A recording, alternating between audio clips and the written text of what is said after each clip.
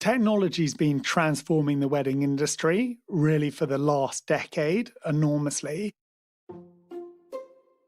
This is Hamish Shephard. He's the founder of Bridebook, an online platform that helps couples in more than 180 countries plan their big day.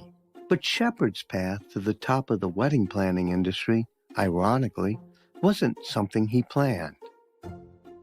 So how I got into the wedding industry was a bit of a serendipitous path, to be honest. Once upon a time, my grandparents lived in an amazing old house in England that they left actually at the end of the Second World War. And then about 70 years later, the company that had taken it on went bankrupt and the property came back to us. And my brothers and I decided to launch it as a corporate events venue just outside London. And then through strange sort of circumstance, a few people started to ask us if we did weddings, and we were three clueless brothers who said we'd never do weddings. And then we hosted our first few, and actually that taught us a lot about the industry, and that whole journey taught me a huge amount about watching the challenges of running a wedding business and seeing all the couples try and navigate this extremely complex one-off occasion in their life. Especially when you consider that for the average wedding, couples are coordinating more than 100 guests. They're also managing between 13 and 19 small businesses or wedding professionals. Budgeting alone can become a full-time job, and not everyone can afford a wedding planner. So more couples turn to social media for help and inspiration.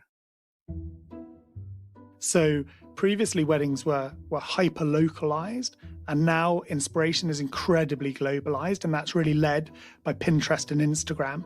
I think Pinterest has 19 billion wedding photos on it, whereas a generation before, you might look at a couple of wedding magazines and your parents' wedding album.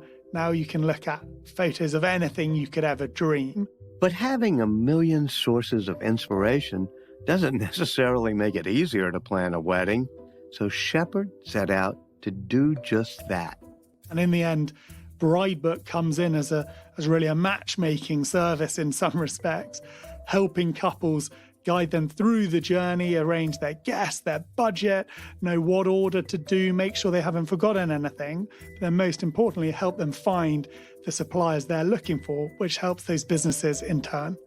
To test the idea, Shephard and his team launched a basic site, hoping to get 100 couples to sign up in the first 3 months.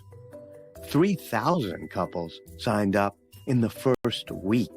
And when they officially launched in 2016, Bridebook exploded. So, absolutely wild and a special moment for me as the founder, that a weird idea I had a few years ago is sort of spreading around the world and bringing as much fun as we possibly can to all these corners of the world. In our short journey so far, we've now planned 1 million weddings on the app. We've had over 100 million guests. We've got 100 million guests partying and dancing all over the world.